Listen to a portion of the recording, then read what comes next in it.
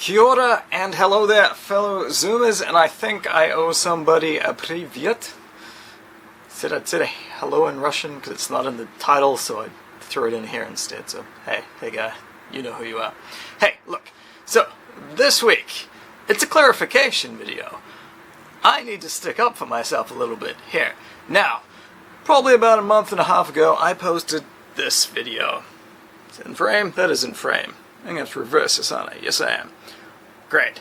This video, probably the biggest zoom I've done so far from the top of Rangitoto Island, looking out into the Hauraki Gulf.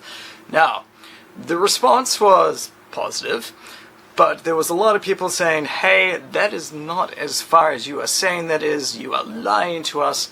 How do we know? How do we know you've not just picked some random piece of coastline and have decided to video it and say this is 37 kilometers? I showed you a map. Admittedly, it could be any coastline, right? There's no defining features. It was raining, it was kind of blurry. All good. Well, as you will see in the snapshot from said video, the two blue circles are of the two islands in that video. The yellow circle is of a third island that's going to be in today's video. Now,